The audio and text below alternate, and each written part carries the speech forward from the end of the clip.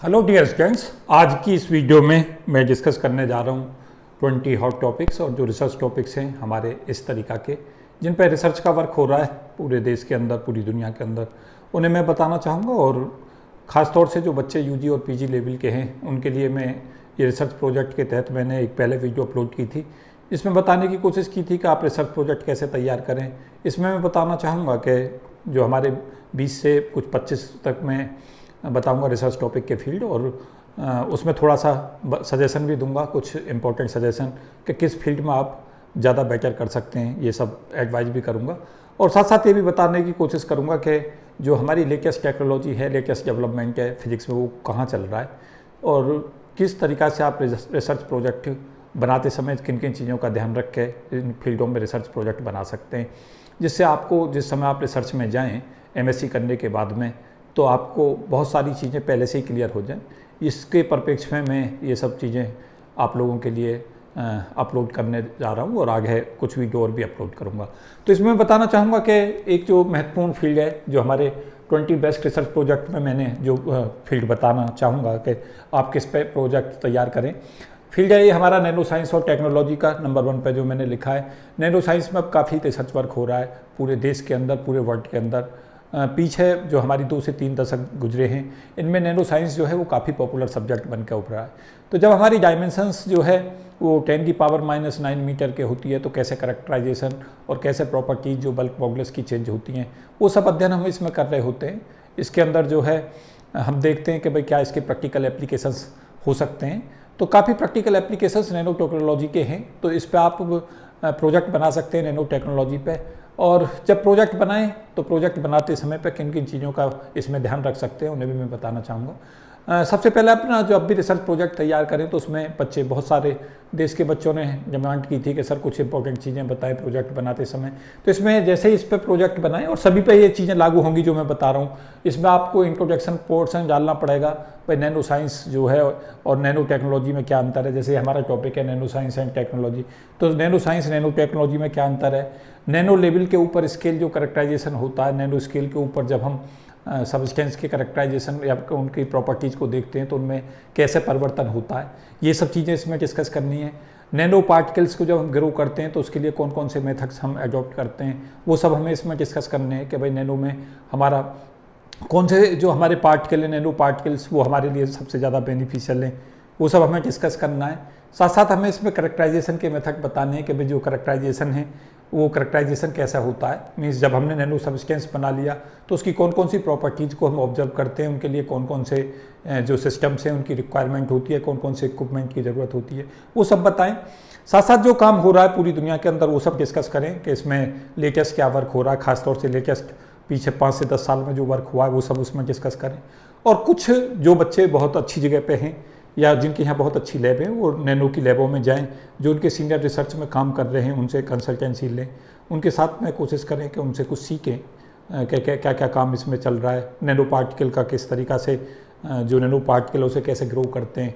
तो ये सब चीज़ें अगर आप सीख लेते हैं at the duration of the graduation और पोस्ट ग्रेजुएशन, तो ये रिसर्च में जब आप नैनो पार्टिकल और इसके अंदर आप रिसर्च करेंगे नैनो साइंस टेक्नोलॉजी में, तो आपको बहुत बेनिफिट इसमें मिलेगा। तो ये बहुत संभावनाओं का फील्ड है, तो मैं कहूँगा मैंने इसलिए इसे काफ़ी ऊपर प्रायोरिटी पर रखा है। उसके अलावा हमारा थिन फिल्म का काम है, थिन फिल्म में लगातार काम हुआ है पीछे।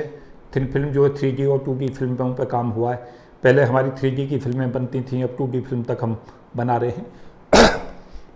तो इस काम को देखें, इसमें 3D और 2D फिल्मों को कैसे ग्रो करते हैं, कौन कौन सी फिल्म बनाई जाती हैं, किन किन मेथडों से हम फिल्म को ग्रो करते हैं, फिल्म का साइज़ कैसे रखते हैं, फिल्म के साइज़ को कैसे कंट्रोल करते हैं, फिल्म की जब थिकनेस बढ़ती है तो प्रॉपर्टीज़ों पे क्या प्रभाव पड़ता है, थिन फिल्म किस किस तरीक़ा की थिन फिल्म बनाई गई हैं, आगे फ्यूचर में कौन कौन सी थिन फिल्म बनाई जा सकती हैं, इन थिन फिल्मों का हम क्या क्या एप्लीकेशंस देख रहे हैं, आगे अगर हम थिन फिल्म बनाएंगे तो उनमें क्या एप्लीकेशंस की पॉसिबिलिटीज़ हैं। और सदा याद रखें कि रिसर्च प्रोजेक्ट का एडवांटेज सबसे बड़ा तब मिलता है जब आप उसके अंदर कुछ अपना भी एक्स्ट्रा कुछ उसमें काम दिखाएं, और उसके साथ साथ काम दिखाने के साथ साथ एक उसमें सबसे इंपॉर्टेंट चीज़ ये भी होती है कि फ्यूचर स्कोप आपको दिखना चाहिए अपने रिसर्च प्रोजेक्ट में, कि आप फ्यूचर के लिए कुछ उसके अंदर संभावना उस फील्ड में है या नहीं है। तो इसमें क्या है कि जो हमारा थिन फिल्म है इस पर बहुत काम हुआ है पीछे, विगत पिछले 30-40 साल में बहुत वर्क थिन फिल्म पर हुआ है। और नैनो साइंस पे लगातार हुआ, लेकिन ये भारत के अंदर बहुत वर्क इसमें होता है दोनों फील्डों में। मटेरियल साइंस के पार्ट्स हैं, हालांकि ये सब कंडेंस मैटर और मटेरियल फिजिक्स जो मैंने लिखा है थर्ड पॉइंट पे, उसी के पार्ट हैं थिन फिल्म और नैनो साइंस एंड टेक्नोलॉजी भी। लेकिन कंडेंस मैटर और मटेरियल फिजिक्स में मैं कुछ और चीज़ें भी बताना चाहूँगा, ये मैंने टॉपिक लिखा है। मटेरियल साइंस में सबसे ज़्यादा पूरे हिंदुस्तान में अगर रिसर्च होती है तो मटेरियल साइंस में होती है, और इसलिए जॉब अपॉर्चुनिटी भी जब वैकेंसीज निकलती हैं मटेरियल साइंस में सबसे ज़्यादा स्कोप रहता है जॉब मिलने का भी और रिसर्च के स्कोप का भी। तो मटेरियल साइंस इसलिए बहुत ज़्यादा चॉइस पे रहता है लोगों की पे, लेकिन इस फील्ड में कंपटीशंस भी है क्योंकि बहुत ज़्यादा लोग काम भी करते हैं। तो ये हमारा कंडेंस मैटर में मैं कुछ इंपॉर्टेंट चीज़ें और भी बताना चाहूँगा। कंडेंस मैटर में जो हमारा मैग्नेटिज्म एक चैप्टर है, तो मैग्नेटिज्म में हमारे जो करेक्टराइजेशन है वो देखते हैं कि भाई मैग्नेटिज्म जो करेक्टरिस्टिक्स है उससे प्रॉपर्टीज़ों को देखा जाता है। जो हमारे पास जो सब्सटेंस थिन फिल्म जैसे ग्रो हो जाती हैं तो उन थिन फिल्मों का ही करेक्टराइजेशन करते समय पर हम देखते हैं कि उनकी जो प्रॉपर्टी हैं मैग्नेटिक फील्ड में कैसे चेंज हो रही हैं, मैग्नेटिक फील्ड का कैसे असर पड़ रहा है। उसके अलावा हम देख रहे होते हैं टेम्परेचर का कैसे प्रभाव पड़ रहा है। तो सारे के सारे इफेक्ट इसमें देख रहे होते हैं। मटेरियल साइंस में हमारी कुछ बड़े टॉपिक्स जिन पर हम रिसर्च प्रोजेक्ट बना सकते हैं, जैसे मटेरियल साइंस में बहुत ज़्यादा यूज होता है हमारा ब्रैग्स लॉ, तो एक ब्रैग्स लॉ के ऊपर रिसर्च प्रोजेक्ट पूरा तैयार कर सकते हैं। कैसे ब्रैग्स लॉ आया, ब्रैग्स लॉ में कैसे डेवलपमेंट हुआ, ब्रैग्स लॉ का क्या हम एप्लीकेशंस ले रहे हैं, वेरियस कुछ ऐसी जहाँ पे हम क्रिस्टल ग्रोथ कहीं पे कर सकते हैं तो क्रिस्टल ग्रोथ के अंदर उसका करेक्टराइजेशन करते हैं, वहाँ ब्रैग्स लॉ को कैसे अप्लाई करते हैं, कैसे वहाँ पीक्स मिलते हैं करेक्टराइजेशन में, कैसे हमारी लाइफ को चेंज किया है ब्रैग्स लॉ ने। तो उस पर आप एक पूरा का पूरा इसमें कंडेंस मैटर में एक रिसर्च टॉपिक बना सकते हैं। बहुत अच्छा जो रिसर्च प्रोजेक्ट है वो हमारा बन के आएगा ब्रैग्स लॉ के ऊपर। तो ब्रैग्स लॉ का पूरा डिटेल डिस्कशन करें, ब्रैग्स के बारे में बताएं, ब्रैग्स ने कैसे कैसे एक्सरे स्पेक्ट्रोस्कोपी में का कैसे फ़ायदा उठाया है, और ब्रैग्स लॉ किन कंडीशनों में लगता है, किन कंडीशनों में ब्रैग्स लॉ के फ़ायदे हैं, ब्रैग्स लॉ का स्ट्रक्चर फैक्टर से क्या लिंक है, ब्रैग्स लॉ का जो है बाकी जो हमारे वेव वेक्टर्स हैं, रेसिप्रोकल लेटिस फैक्टर है, उनसे क्या लिंक है, ये सब चीज़ें पूरा का पूरा डिटेल। और जितने भी कर्व्स इसके ऊपर जब ब्रैग्स लॉ के एप्लीकेशंस के चलते जितने कर्मों को एक्सप्लेन किया गया है, जो करेक्टराइजेशन है उसको देखें, उसको एक्सप्लेन करें। कुछ अगर संभव हो पाए तो क्रिस्टल ग्रोथ कहीं से कर पाएँ तो उसका करेक्टराइजेशन करके ब्रैग्स लॉ के एप्लीकेशन के साथ दिखा दें, तो आपका बहुत अच्छा रिसर्च पेपर इस पर पब्लिश हो सकता है। तो यहाँ पे आप काम कर सकते हैं। उसके अलावा एक बहुत ही महत्वपूर्ण जो इसमें फील्ड रहता है वो क्रॉनिक पेनी मॉडल का रहता है। उस पर आप बना सकते हैं कि ब्लॉच थ्योरम और क्रॉनिक पेनी मॉडल को अप्लाई करके हम किस तरीक़ा से बैंक थ्योरी को समझाते हैं। तो बैंक थ्योरी ऑफ सॉलिड्स एक बहुत ही अच्छा फील्ड हो सकता है रिसर्च प्रोजेक्ट के लिए, खासतौर से ग्रेजुएशन के लेवल पे, और उसमें आप पूरा का पूरा डिटेल एक्सप्लेनेशंस दे सकते हैं किस तरीक़ा से बैंक का फॉर्मेशन होता है, कैसे हमारे सब्सटेंसों की नेचर पता चलती है, उसका मॉडर्न कंटेक्स्ट में क्या फ़ायदा हो रहा है, और किस तरीक़ा से उसके फिर फर्दर एप्लीकेशंस हम उठा रहे हैं। तो एक बहुत इंपॉर्टेंट और बहुत ही उम्दा टॉपिक है हमारा ये ब्लॉच थ्योरम और क्रॉनिक पेनी मॉडल का जो एप्लीकेशंस पूरा का पूरा मिक्सअप होगा, तो इस पर काम कर सकते हैं। एक बहुत ही अच्छा फील्ड निकल के आएगा। मैटेरियल करेक्टराइजेशन पर आप देख सकते हैं कि मटेरियल जो होते हैं हमारे कितने तरीक़ा के होते हैं, उनकी करेक्टराइजेशन किस तरीक़ा से होते हैं, उनकी प्रॉपर्टीज़ कैसे चेंज होती हैं, वेरियस जो करेक्टराइजेशन जब हम उनका करते हैं तो कौन सा पैरामीटर किस तरीक़ा से बदलता है, कुछ एबनॉर्मल अगर करेक्टरिस्टिक्स कहीं पर मिलते हैं, उनके कुछ फर्दर एप्लीकेशन मिलते हैं, उन्हें सब डिस्कस कर सकते हैं। तो ये भी एक अच्छा फील्ड है कंडेंस मैटर। तो ये सब मिलते जुलते फील्ड हैं जो मैंने लिया है, ये सब मटेरियल साइंस के ही फील्ड हैं। और जो इसमें एक हमारा फील्ड है जिस पर बहुत ही काम हुआ है पूरी दुनिया में, वो है सुपर कंडक्टिविटी। लगातार नोबेल प्राइज़ भी आए हैं सुपर कंडक्टिविटी पे, मैंने कहीं पे लिखा होगा इस वीडियो में, देखो यहाँ पे लिखा हुआ है सुपर कंडक्टिविटी और हाई टेम्परेचर। तो सुपर कंडक्टिविटी पे बना सकते हैं, एक बहुत ही अच्छा प्रोजेक्ट, रिसर्च प्रोजेक्ट आपका तैयार होगा। उसमें आप बता सकते हैं सुपर कंडक्टिविटी कब खोजी गई, सुपर कंडक्टिंग जो सबस्टेंस है नॉर्मल से कैसे अलग होते हैं, और सुपर कंडक्टिंग के फिर फर्दर क्या एप्लीकेशंस हो सकते हैं, हाई टेम्परेचर पर सुपर कंडक्टिविटी क्यों नहीं मिल पा रही है, बीसीएस थ्योरी क्या है, और भी जितनी थ्योरीज आई हैं सुपर कंडक्टिविटी की और जो भी इसके एप्लीकेशंस आए हैं, स्कट्स क्या हैं, स्कट्स का कैसे हम फ़ायदा उठा रहे हैं, इसी में जोसेफ्सन इफेक्ट जो है उसको कवर कर सकते हैं, जोसेफ्सन को कैसे नोबेल प्राइज़ मिला, उसके अंदर आप सुपर कंडक्टिविटी का प्रोजेक्ट बनाएं तो उसमें जितने भी नोबेल लॉरेट्स हैं उनका पूरा कंट्रीब्यूशंस बता सकते हैं और उनके काम को भी थोड़ा डिटेल में बता सकते हैं, और कुछ अपने सजेशन दे सकते हैं, सजेशन इस सेंस में कि क्यों हाई टेम्परेचर पर नहीं मिल रहा है। और साथ साथ जो दो तरीका का इस पर प्रोजेक्ट बन सकता है, एक सुपर कंडक्टिविटी पर, एक हाई टेम्परेचर सुपर कंडक्टिविटी पर। तो सुपर कंडक्टिविटी में तो जनरल चीज़ों को कवर कर दें, और हाई टेम्परेचर सुपर कंडक्टिविटी में ये बताएं कि हाई टेम्परेचर सुपर कंडक्टर्स हमारे कहाँ तक पहुँचे हैं, कितना काम इन पर हुआ है, पीछे जितने रिसर्च पेपर हैं इन्हें सब पढ़ें।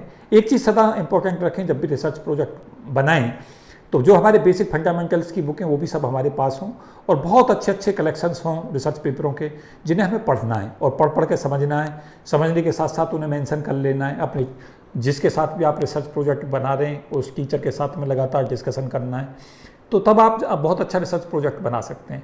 रिसर्च प्रोजेक्ट में दो चीज़ें जो बहुत ही महत्वपूर्ण सदा याद रखना, वो है कि पूरा डेवलपमेंट भी आ जाए और इस समय जो काम चल रहा है वो भी आ जाए, और कुछ आपका भी काम उसमें दिखना चाहिए कि हाँ कुछ आप फ्यूचर के लिए क्या स्कोप दे रहे हैं, या आप कोई अपनी तरफ से कोई मॉडल दे रहे हैं। क्योंकि बहुत सारा जो तुम्हारा जो ग्रेजुएशन या पोस्ट ग्रेजुएशन का तबका है, जो बच्चे पढ़ रहे होते हैं, क्रिएटिविटी उनके माइंड में बहुत होती है, तो उस क्रिएटिविटी का फ़ायदा उठाएं। इस रिसर्च प्रोजेक्ट का जो मेन पर्पज़ होता है वो क्रिएटिविटी है, और ये भी कोशिश करें कि एक अच्छा अगर उम्दा रिसर्च प्रोजेक्ट आप बना सकते हैं और बना लेंगे तो फिर उसे पब्लिकेशन के लिए भी भेज सकते हैं। कुछ अच्छे रेफरेंस में एक अच्छे जर्नल के अंदर आप उस पब्लिकेशन करा लेंगे तो वो आपकी जो वर्थ है आपके रिसर्च प्रोजेक्ट की वो और भी ज़्यादा बढ़ जाएगी। तो इन चीज़ों पर ध्यान दें, ये सब काम की चीज़ें। एस्ट्रोफिजिक्स में हमारी लगातार रिसर्चें होती हैं। एस्ट्रोफिजिक्स में पूरे देश के अंदर बहुत हाई लेवल पर काम हुआ है पीछे, और एस्ट्रोफिजिक्स के डेवलपमेंट को पूरा पढ़ें। क्या हम एस्ट्रोफिजिक्स के अंदर क्या क्या चीज़ें हम पढ़ते हैं, एस्ट्रोफिजिक्स के अंदर क्या क्या हम जो है काम हुआ है पीछे विगत कुछ वर्षों में, कौन कौन नोबेल प्राइज़ इसमें मिले, किन किन को नोबेल प्राइज़ मिला है, क्या क्या इसके अंदर पजल्स हैं, एस्ट्रोफिजिक्स जो है उसमें किन किन चीज़ों का अध्ययन कर रहे हैं, उसका पूरा डिटेल एनालिसिस दें। साथ साथ एस्ट्रोफिजिक्स का ही जो पार्ट है हमारा पूरा का पूरा, उसमें हमारे ये ब्लैक होल्स तक का जो कंसेप्ट है, रिलेटिविटी का कंसेप्ट है, ये सब कवर हो रहा होता है, तो सबको दें। और जो इसके अंदर नोबेल लॉरेट्स हैं उन्होंने क्या क्या काम किया है, क्या क्या इसमें फ्यूचर पॉसिबिलिटीज़ हैं, क्या क्या हमारे ऐसे पजल्स हैं जिन्हें सॉल्व नहीं कर पाए, क्या हमारे एस्ट्रोफिजिक्स के अंदर ऐसी चीज़ें हैं जो लगातार हमें प्रेरित कर रही हैं कुछ नई नई चीज़ों को डिस्कवरी के लिए, उन सबको डिटेल में पढ़ें तो एक बहुत अच्छा प्रोजेक्ट इस पर बनाया जा सकता है। ब्लैक होल्स जो है उस कंसेप्ट को बहुत अच्छे से पढ़ें। ब्लैक होल और गॉड पार्ट के लगातार न्यूज में रहते हैं, तो इनको अच्छे से पढ़ें, इन पर एक अच्छे रिसर्च प्रोजेक्ट बनाए जा सकते हैं। प्लाज्मा लगातार स्टडी प्लाज्मा पर हुई है, तो जो सबस्टेंस की मैटर की जो फॉर्म है उसमें एक प्लाज्मा भी फॉर्म होती है, बोसाइंस्टीन कंडेंसेशन भी फॉर्म होती है। तो सबस्टेंस की प्लाज्मा जो फॉर्म है उसको पढ़ें।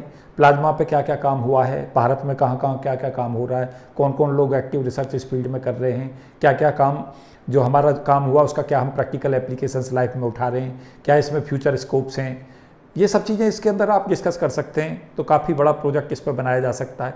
प्लाज्मा के जो नोबेल लॉरेट्स हैं जो इस फील्ड में नोबेल प्राइज़ आया है उन्हें सब डिस्कस कर सकते हैं। प्लाज्मा के अंदर आप थ्योरेटिकल और प्रैक्टिकल एस्पेक्टों पर डिस्कशन दे सकते हैं। कुछ ऐसे एक्सपेरिमेंटल वर्क दिखा सकते हैं कि जिन्होंने जो प्लाज्मा की स्टडी में बहुत इनॉर्मसली योगदान दिया है उनको डिस्कस कर सकते हैं। तो ये भी एक अच्छा फील्ड है प्लाज्मा का भी। जो मैंने 6 पे लिया वो फ्यूजन का और फिशन का टॉपिक है। तो फ्यूजन हमारा जो टॉपिक है वो काफ़ी इम्पोर्टेंट होने वाला है आगे, और फ्यूजन से हम चाहते हैं कि जो हम जानते हैं कि दुनिया के अंदर जो है एनर्जी क्राइसिस है बढ़ती चली जा रही है, तो फ्यूजन उसका एक माध्यम हो सकता है। तो लेकिन अभी भी क्या हुआ है कि फ्यूजन के लिए हम कंट्रोल फ्यूजन नहीं कर पा रहे हैं, क्योंकि फिशन के बाद फ्यूजन पिक्चर में आ रहा है। तो क्या होता है, फिशन के बाद जब फ्यूजन पिक्चर में आता है तो उससे प्रॉब्लम्स ये आती है कि जो हमारा टेम्परेचर बहुत इनॉर्मसली हाई करना पड़ेगा तब जाके फ्यूजन होगा। लेकिन अगर हम लो टेम्परेचर पर फ्यूजन कर पाए तो बहुत बड़ी समस्या हमारी सॉल्व हो जाएगी, और जो हमारे पास में ख़ास तौर से हम देख रहे हैं कि एनर्जी क्राइसिस है उसको हम सॉल्व कर पाएंगे। तो फ्यूजन लगातार आगे आने वाले समय में हॉट टॉपिक बना रहेगा, तो इस पर प्रोजेक्ट बना सकते हैं, इसे फिजन से भी कनेक्ट करके बता सकते हैं, सब देख सकते हैं। इसमें काफ़ी स्कोप है इस फील्ड में। जो थ्योरी आई हैं फ्यूजन के ऊपर, जो फ्यूजन पर वर्क हुआ है, पीछे जो रिसर्च पेपर आए उन्हें सब पढ़ें और सबको इनकॉर्पोरेट करके अपने कंक्लूजन्स तक ले जाएं। क्या कुछ और सजेशन दे सकते हैं। 2 एस्पेक्टों पे सदा रिसर्च प्रोजेक्ट में आपको काम करते चलना है। एक इस काम को करना है कि जो वर्क हुआ है उसको क्या इसमें स्कोप है उस पर आपको ध्यान रखना है, और फ्यूचर पॉसिबिलिटी देखनी है, और कुछ अपना भी कंट्रीब्यूशन उस प्रोजेक्ट में दिखना चाहिए कि हमने कुछ इसमें एक्स्ट्रा में क्या दिया है। वो भी एक महत्वपूर्ण चीज़ है, तो वो भी कोशिश करें। स्ट्रिंग थ्योरी काफ़ी विगत कुछ वर्षों में जो है लगातार हॉट टॉपिक बना हुआ है। स्ट्रिंग थ्योरी पे जो हमारे अशोक सेन है उन्होंने काफ़ी काम किया है भारत में, और वो जो हमारा इलाहाबाद के जो इंस्टीट्यूट है उसमें प्रोफेसर्स हैं, और बहुत सारे प्राइज उन्हें मिले हैं स्ट्रिंग थ्योरी में कि जो हम पार्टिकल के बारे में बताते थे, जो हम मॉलिक्यूल के बारे में उसे स्पेरिकल शेप का बताते थे, उसमें उन्होंने स्ट्रिंग की वो एक परिकल्पना की है और काफ़ी काम उन्होंने किया है इस फील्ड के अंदर। तो स्ट्रिंग थ्योरी बहुत ही ज़्यादा हॉट टॉपिक बना रहता है और इस स्ट्रिंग थ्योरी पे बहुत सारे रिसर्च पेपर विगत वर्षों में आए हैं। भारत में अशोक सेन इसके जो है सबसे मतलब रिनाउंड लोगों में काउंट किए जाते हैं, और भी बाकी लोग काफ़ी काम कर रहे हैं पूरे वर्ल्ड में। तो स्ट्रिंग थ्योरी पे जो हमारा वर्क हुआ है अशोक सेन को, उनको काफ़ी प्राइज़ मिले हैं, इंटरनेशनल लेवल पर उनको बहुत सम्मान से देखा जाता है। तो इम्पोर्टेंट कंसेप्ट है स्ट्रिंग थ्योरी का। तो आप पढ़ें, अशोक सेन के बारे में पढ़ें, स्ट्रिंग थ्योरी के बारे में पढ़ें, इसका बेसिक कंसेप्ट पढ़ें, क्या इस पर रिसर्च पेपर आए उन्हें पढ़ें, आपने क्या इनसे कॉन्क्लूजन्स निकाले हैं उन्हें अपने रिसर्च प्रोजेक्ट में जब आप सारा कुछ पढ़ लेंगे तो फिर उसके बाद में आप अपने काम को जो है कॉन्साइज करके प्रेजेंट करें।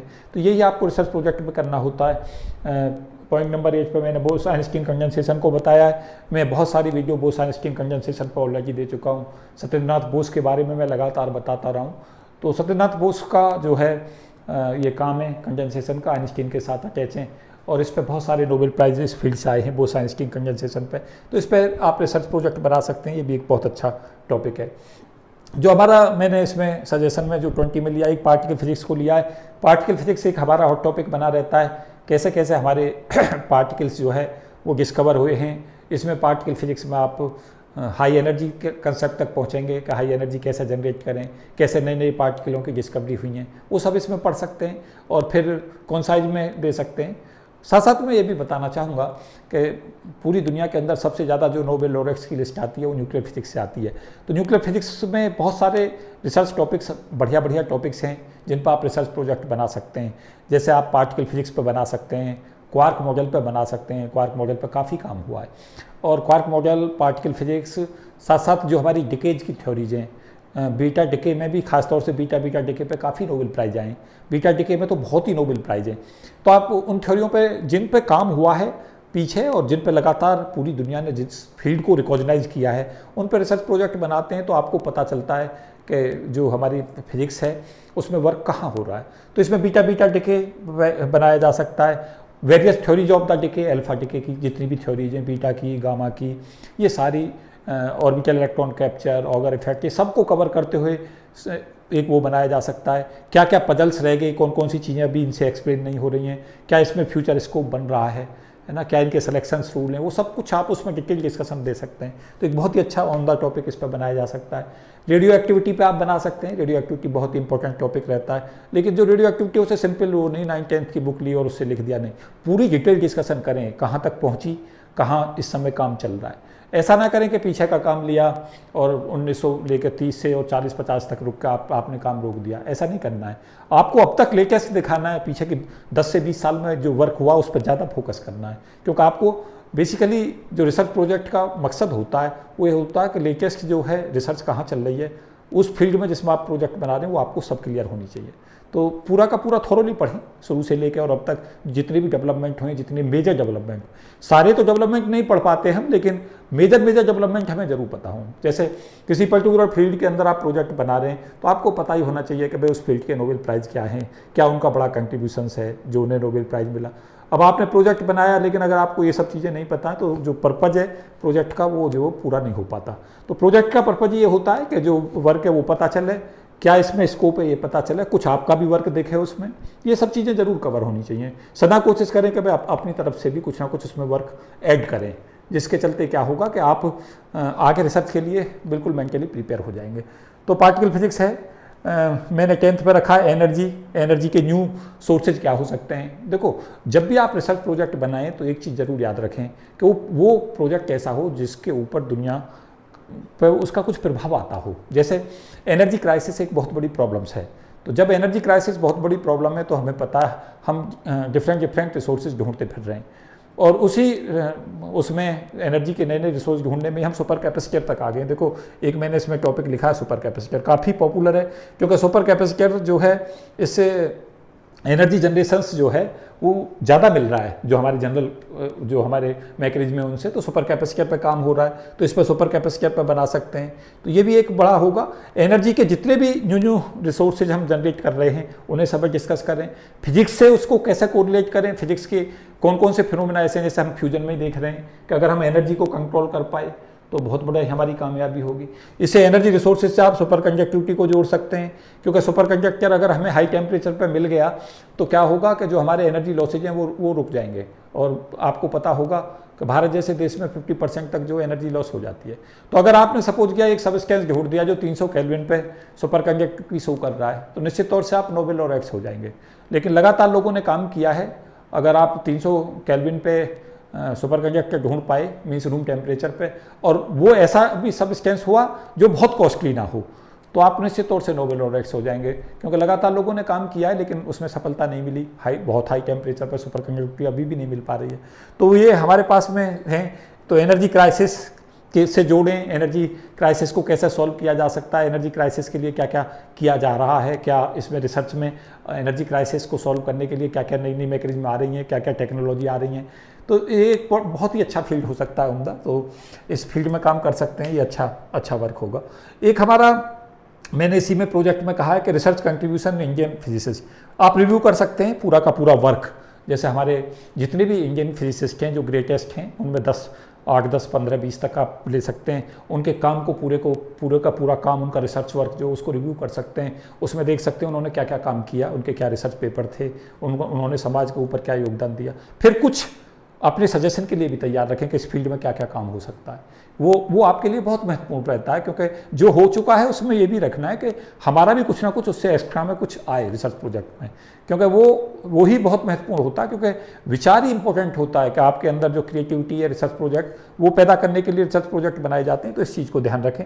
इंडियन फिजिसिस्ट में भी जैसे CV रमन, मेघनाथ साहा, सत्येंद्रनाथ बोस है ना, या अशोक सेन, लेटेस्ट जो भी लोग काम कर रहे हैं, बड़े बड़े लोग काम कर रहे हैं फिजिक्स में, उनको जयंत नार्लिकर, ये हमारे बड़ा नाम है ना। तो S चंद्रशेखर, इनको अगर हम सबके वर्कों को लेंगे, उनके वर्कों को पढ़ेंगे, उनके रिसर्च पेपरों को पढ़ेंगे, उनके जो कंट्रीब्यूशंस को उसको पढ़ेंगे, तो हमें मोटिवेशंस भी मिलता है और हमें ये जानने को भी मिलता है कि भारत में भी बहुत काफ़ी फिजिक्स में काम किया है लोगों ने, क्योंकि बच्चों को पता ही नहीं होता। तो ये आप रख सकते हैं जो नोबेल लॉरेट्स हैं या जिन्होंने बड़े बड़े कंट्रीब्यूशंस किए हैं, तो उनका सबका वर्क लें। जैसे मेघनाथ साहा का थर्मल आयोनाइजेशन फार्मूला है, लेकिन बच्चे जानते नहीं कि मेघनाथ साहा कौन है, कहाँ उन्होंने काम किया। तो ये सब चीज़ें पढ़ें, मेघनाथ साहा के बारे में पढ़ें, कहाँ कहाँ वो प्रोफेसर्स रहे, क्या क्या उनका कंट्रीब्यूशन है, क्या क्या उनके रिसर्च पेपर्स हैं। तो साहा आयोनाइजेशन फार्मूला और वो साइंस कंडेंसेशन, ये 2 फील्ड ऐसे थे जिन पर हमें नोबेल प्राइज़ मिलना चाहिए था। बैकलकी रहे हम कि हम नोबेल प्राइज़ नहीं जीत पाए, लेकिन कंट्रीब्यूशन इनका बड़ा है। दोनों ही क्लासमेट थे, तो मैं बहुत सारों को पता नहीं होगा कि ये जो हमारा बोस आइंस्टीन में सत्येंद्रनाथ बोस और मेघनाथ साहा जो है, दोनों ही बड़ा नाम है फिजिक्स में, और ये क्लास के पहले 2 टॉपर्स में होते थे।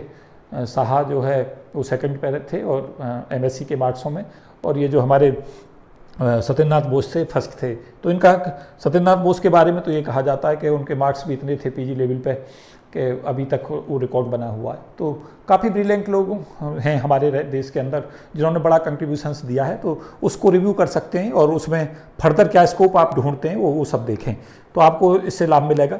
सुपर कंडक्टिविटी में डिस्कस कर रहा था, हाई टेम्परेचर पे जो है किस तरीक़ा से सुपर कंडक्टिविटी पे काम किया जा सकता है, ये एक अच्छा टॉपिक है। इस पे काम किया मतलब कर सकते हैं आप कि भाई हाई टेम्परेचर सुपर कंडक्टिविटी में कौन कौन से सबस्टेंस ऐसे हैं जो हाई टेम्परेचर पर शो कर रहे हैं। लेटेस्ट रिसर्च वर्क पढ़ें, उससे जोड़ें, पीछे सुपर कंडक्टिविटी को ब्रीफ में समझा दें, और हाई टेम्परेचर इसमें मुख्य फोकस हो कि कौन कौन से सबस्टेंस शो कर रहे हैं, क्या क्या लेटेस्ट रिसर्च वर्क हुआ है। और जब भी आप प्रोजेक्ट बनाएं तो खूब सारा लिटरेचर का सर्वे करें। जितना लिटरेचर सर्वे करेंगे तो वो आपको स्ट्रेंथ देगा, क्योंकि आपकी नॉलेज बढ़ेगी, कंसेप्ट बढ़ेंगे तो थॉट डेवलप होंगे तो नया कुछ क्रिएशन पैदा होगा। यही होता है रिसर्च का जो हमारा प्रोजेक्ट है उसका पर्पज, कि हम 5 से 6 एस्पेक्ट्स चाहते हैं कि बच्चा क्या हो, उसके बेसिक फंडामेंटल को जाने, उसके बाद उसके थोड़े फंडामेंटल से और थोड़ा डीप में जाए, और फिर उसमें इतना डीप चला जाए कि एक अपनी उसकी थॉट इंडिपेंडेंटली डेवलप होना शुरू हो। तो ये रिसर्च प्रोजेक्ट का ऑब्जेक्ट होता है और ये रिसर्च के लिए बहुत इंपॉर्टेंट होता है। फिर उसके बाद क्या है कि एक आर्टिफिशियल इंटेलिजेंस पे हम सब जान रहे हैं, आजकल काफ़ी काम हो रहा है। तो आर्टिफिशियल इंटेलिजेंस एक बहुत ही हॉट टॉपिक बना हुआ है, लगातार काम हो रहा है इसके ऊपर। तो आर्टिफिशियल इंटेलिजेंस पर आप रिसर्च प्रोजेक्ट बना सकते हैं, ये भी एक बहुत अच्छा प्रोजेक्ट हो सकता है। डार्क मैटर, डार्क एनर्जी, ये एक उम्दा टॉपिक है, लगातार इस पर काम हुआ है, इस पर नोबेल प्राइज़ भी आए हैं, डार्क पार्टिकल, डार्क उसके ऊपर। तो इस पर आप रिसर्च प्रोजेक्ट बना सकते हैं। लेज़र लगातार बहुत ही हॉट टॉपिक बना रहता है, तो लेज़र का डेवलपमेंट में बता सकते हैं कि लेज़र जो है हमारी कैसे डेवलप हुई, लेज़र टेक्नोलॉजी, इसको पूरा पढ़ें। लेज़र जो हमारी जितनी लेज़र आई हैं उनके बारे में पढ़ें, ब्रीफ तैयारी रखें। उसके बाद जो लेटेस्ट टेक्नोलॉजी लेज़र का है, लेज़र कहाँ मतलब इस समय पे किस लेवल तक जाकर डेवलप हो गई हैं, और जो हमारी मॉडर्न लेज़र हैं वो किस फॉर्म में हैं और किस तरीक़ा से बनी हैं, उनके सिद्धांत क्या हैं, उनका कंस्ट्रक्शन कैसे है। और फिर उन्हें पढ़ते पढ़ते ये भी कोशिश करें कि कुछ फर्दर आप क्या उसमें स्कोप ढूंढते हैं कि भाई हम कुछ इसके अंदर क्या कुछ चेंज करने के बाद में कैरेक्टराइजेशन प्रॉपर्टीज़ों को और बेटर कर सकते हैं। क्योंकि रिसर्च का जो मतलब होता है वो यही होता है कि आप जब भी प्रोजेक्ट बनाएं, क्योंकि इस लेवल पर जब आप ग्रेजुएशन और पीजी में होते हैं तो क्रिएटिविटी पीक पर होती है, तो आप नई सी नई चीज़ें सोच सकते हैं, नया सा नया क्रिएट कर सकते हैं। तो हमारे अंदर बहुत सारी स्टेमिना होती है, हम उसको यूटिलाइज करें तो कुछ भी संभव है। तो ये इस पर आप बना सकते हैं। Latest research technology in world, जो हम जितनी भी हमारी टेक्नोलॉजी में डेवलपमेंट हो रहा है वर्ल्ड के लेवल पे, खासतौर से फिजिक्स के एस्पेक्ट में, आपको साथ साथ ये भी बताना चाहूँगा कि फिजिक्स ने पूरी दुनिया को बहुत प्रभावित किया है। लेकिन फिजिक्स कंपैरेटिवली जितना उसने कंट्रीब्यूशंस दिया उस हिसाब से रिच नहीं हो पाई। उसका रीज़न ये है कि कंसेप्ट फिनोमिना तो उसने ढूंढ दिए, लेकिन जिन्होंने उन फिनोमिनाओं को डेवलप करने के बाद में इक्विपमेंट बना लिए और जो जीवन को प्रभावित कर रहे हैं, तो वो ज़्यादा रिच हो गए। तो ये इम्पोर्टेंट है। तो अब ज़माना इस तरीका का है कि आप फिनोमिना को बनाने के बाद फिनोमिना आ गया, उसके ऊपर उसका क्या प्रैक्टिकल एप्लीकेशंस लेकर चल रहे हैं। तो आप जब भी रिसर्च में देखें तो प्रैक्टिकल एस्पेक्ट से ज़रूर सोचें कि इसका प्रैक्टिकल एप्लीकेशंस कैसे उठाएं, तो उससे बेनिफिट आएगा, आपको भी आएगा और पूरे देश को भी बेनिफिट आएगा। तो इस तरीक़ा से आप लेकर चल सकते हैं लेटेस्ट रिसर्च टेक्नोलॉजी, फिजिक्स में क्या हो रहा है काम। बाकी अगर आपको लगता है कि फिजिक्स के अलावा आपका वाइड प्रोस्पेक्ट्स पे आपका विचार है तो और फील्ड भी जोड़ सकते हैं इसके अंदर, तो ये एक अच्छा टॉपिक हो सकता है। स्पेक्ट्रोस्कोपी पे काम होता है लगातार पूरी दुनिया के अंदर, मुझे जहाँ तक लगता है मटेरियल साइंस और स्पेक्ट्रोस्कोपी सबसे ज़्यादा हॉट टॉपिकों में रहते हैं। तो स्पेक्ट्रोस्कोपी में जो हमारी हैग्रॉन स्पेक्ट्रोस्कोपी जो आजकल मॉडर्न प्रोस्पेक्ट्स में आ रही है, ये बहुत ही इंपॉर्टेंट हो गई है। उसके अलावा पुरानी स्पेक्ट्रोस्कोपियों में Raman spectroscopy, infrared spectroscopy, NMR, EPR, ये हमारे nuclear magnetic resonance images, electronic paramagnetic resonance, ESR, ये सब इन पे आप बना सकते हैं पूरी स्पेक्ट्रोस्कोपी को कवर करते हुए। अब इसमें क्या कर सकते हैं कि आप स्पेक्ट्रोस्कोपी क्या है इसे ऐसे डिस्कस करें, फिर उसके बाद में डिफरेंट तरीक़ा की जितनी स्पेक्ट्रोस्कोपी हैं उन्हें कवर करें, उनके क्या क्या प्रैक्टिकल एप्लीकेशंस हम ले रहे हैं उन्हें करें। लेटेस्ट जो स्पेक्ट्रोस्कोपी आई हैं पीछे 10 से 20 साल में, उनके बारे में अलग से डिस्कस करें, उन्होंने कैसे प्रभावित किया है उसको बताएं, काम क्या चल रहा है इनके ऊपर, इनका हम क्या प्रैक्टिकल एप्लीकेशन ले रहे हैं उन्हें बताएं, इन्होंने दुनिया को कैसे प्रभावित किया उन्हें सब डिस्कस करें। उसके अलावा आप क्या फ्यूचर इसमें स्कोप देखते हैं वो डिस्कस करें। आपके इसमें कुछ और नई स्पेक्ट्रोस्कोपी ब्रेन में आती है तो उसे डिस्कस करें। तो इस तरीक़ा से आप इस पर प्रोजेक्ट बना सकते हैं, बहुत उम्दा, एक बहुत ही अच्छा फील्ड हो सकता है। तो ये भी एक अच्छा फील्ड है जिसे मैं चाहूँगा कि आप इस पर प्रोजेक्ट बनाएं। सुपर कैपेसिटर पर मैं ऑलरेडी बता चुका था, और ऑप्टिक्स में बना सकते हैं। ऑप्टिक्स के जो हमारे मॉडर्न प्रोस्पेक्ट्स हैं, मैं ख़ास तौर से बता दूं कि ऑप्टिक्स ने भी पूरी दुनिया को काफ़ी प्रभावित किया है। बहुत सारा जो मेडिकल साइंस है वो पूरा का पूरा ऑप्टिकल मैकेनिज्म पे काम कर रहा है, और जगह जगह जो जहाँ चाहे लेज़र हो और चाहे कितनी सारी टेक्नोलॉजी ऐसी है जो पूरी की पूरी ऑप्टिक्स से ही आती है, होलोग्राफी से लेकर लेज़र तक। तो ये भी हमारे लिए बहुत इंपॉर्टेंट है। तो ये ऑप्टिक्स को पे बना सकते हैं, लेकिन प्रैक्टिकल मॉडर्न एप्लीकेशंस इसमें मैं चाहूँगा। प्रैक्टिकल मॉडर्न एप्लीकेशन का मतलब ऑप्टिक्स का हम प्रैक्टिकल एप्लीकेशन क्या कर रहे हैं और मॉडर्न में क्या कर रहे हैं, मतलब मॉडर्न जो मैकेनिज्म आ रही हैं उनमें क्या क्या कहाँ इसका एप्लीकेशन हमारा हो रहा है, क्या इक्विपमेंट बने हैं लेटेस्ट, क्या उनका हम एप्लीकेशन कर सकते हैं, उनमें क्या सुधार की ज़रूरत है। सदा रिसर्च प्रोजेक्ट में अपना जरूर संतुलित विचार ये पैदा करें कि कुछ हमारा भी कंट्रीब्यूशन उसमें दिखना चाहिए कि भाई हमारा एक्स्ट्रा में इस चीज़ में विचार ये है। तो क्रिएटिविटी के लिए प्रोजेक्ट बनाए जाते हैं कि आप क्रिएटिव बने, क्योंकि रिसर्च जो है कि वो क्रिएटिव फील्ड है। जितना आप क्रिएटिव हो जाएंगे उतना ही आपके रिसर्च पेपर और आपका रिसर्च कंट्रीब्यूशन बड़ा हो जाएगा। तो creativity is the key research प्रोजेक्टों का पर्पज़ ये है। इसमें एक मैंने जो लिखा वो लिखा है recent research work in various field जो भी हमारा फील्ड है, जो भी हमारे रिसेंट वर्क हो रहे हैं, जितने भी फील्डों में जहाँ जहाँ वर्क हो रहे हैं पिछले 10 से 15 साल में, उनको सबको कवर करते हुए आप प्रोजेक्ट बना सकते हैं। उसमें आप सब चीज़ों को कवर कर सकते हैं, इनकी मेन चीज़ों को कवर कर सकते हैं जो 5 से 10 साल में। उसके बाद जैसे आप सब चीज़ों को कवर करते जाएंगे तो आपको खुद ही पता चल जाएगा कि आपका इनमें से ज़्यादा जो इंटरेस्ट है वो कहाँ है। क्योंकि कई बार बच्चे क्या कह रहे होते हैं, जैसे उनसे बात करता हूँ मैं, तो मैं पूछता हूँ भाई कि किस चीज़ में इंटरेस्ट है, तो वो ये कह रहे होते हैं कि सर मैं हमारा तो सब जगह इंटरेस्ट है, आप बता दो वो उसी पे बना देंगे। ऐसा नहीं होता। आप अपने को जहाँ पे सबसे ज़्यादा कंफर्टेबल फील करते हो उसमें आप कोशिश करें काम करने की, तो मुझे लगता है वहाँ थोड़ा बेटर जो है आप अच्छा दे पाएंगे। तो मुझे उम्मीद है कि ये जो मैंने एक आज्ञा दिया है, जो आउटलुक देने का प्रयास किया है ख़ासतौर से रिसर्च प्रोजेक्ट के लिए कि भाई क्या क्या चीज़ों को आपको लेके चलना चाहिए, ये साथ साथ 4-5 चीज़ें मैं और इसमें आपको बताने की कोशिश करता हूँ। जब भी आप रिसर्च प्रोजेक्ट को लें तो 6 से 7 एस्पेक्टों को उसको बांट कर चलें। एक जो बांट के चल रहा है मैं थोड़ा सा इसमें कवर करता हूँ। एक जो आपको कवर करना है जो रिसर्च प्रोजेक्ट में, यहाँ से मैंने थोड़ा स्पेस बना लिया है, इस पर थोड़ा सा मैं कुछ बता दूँ। एक तो ये है कि आप जो इसके अंदर कोशिश ये करें कि भाई इंट्रोडक्शन आप ज़रूर कवर करें। इंट्रोडक्शंस में सब चीज़ें बता दें कि भाई ये टेक्नोलॉजी किस तरीक़ा से शुरू हुई, कब से हुई, जो भी जिस पे भी आप फिनोमेना पे बना रहे हैं वो सब जो है उसमें रखना है आपको। एक इसमें यह है कि जो वर्क है वो हमारा वर्क जो हुआ है वो क्या क्या हुआ, तो वर्क प्रोग्रेस ले सकते हैं, किसने क्या क्या वर्क किया है, ये पूरा का पूरा सर्वे उसमें डिस्कस कर सकते हैं। उसके अलावा जो हमारा जो लेटेस्ट वर्क है, वर्क में भी यह है कि एक तो वर्क वो है कि जो बहुत पुराना समय पर हुआ है, एक जो बिल्कुल लेटेस्ट चल रहा है। उसके साथ इसमें इस चीज़ को ज़रूर ढूंढें कि इसके कैरेक्टराइजेशन और जो हमारे टेक्नोलॉजी जो इसमें यूज की जा रही है, जो भी हमारे पास टेक्नोलॉजी के डिफरेंट एस्पेक्ट्स हैं उन्हें इसमें कवर कर लें। साथ साथ इसके जो प्रैक्टिकल एप्लीकेशंस हम उठा रहे हैं वो ज़रूर कवर करें, कहाँ कहाँ हम इसका एप्लीकेशन कर रहे हैं। एक इसमें फ्यूचर स्कोप ज़रूर कहें कि भाई इसमें ये फ्यूचर स्कोप ये हमारे फ्यूचर स्कोप इसमें ये हो सकता है रिसर्च वर्क के लिए। एक इसमें यह है कि भाई आप नेगेटिव एस्पेक्ट में बता सकते हैं कि इस टेक्नोलॉजी का, लेकिन उस नेगेटिव एस्पेक्ट में थोड़ा उसे कम फोकस पर रखें क्योंकि वो फिर नेगेटिव प्रोजेक्ट बन जाता है। लेकिन आप बता सकते हैं फिर भी कुछ चीज़ें आपको लगता है कि दुनिया के ऊपर इसका नेगेटिव इम्पैक्ट भी आया है तो थोड़ा सा कवर करके दे सकते हैं, छोटा सा उसके अंदर कवर कर सकते हैं। अपने व्यूज़ दें कि इसमें ये संभावना है अपनी तरफ से, और कुछ उसमें अगर अपना एक्स्ट्रा वर्क दिखा पाएँ तो वो बहुत ही अच्छी चीज़ है। तो रिसर्च प्रोजेक्ट में अगर आपने जो मैं एक बहुत ही महत्वपूर्ण चीज़ यहाँ पे कहना चाहूँगा वो है कि योर कंट्रीब्यूशन ज़रूर दिखना चाहिए, कुछ ना कुछ के हमने इस रिसर्च प्रोजेक्ट में अपनी तरफ से ये कुछ किया है।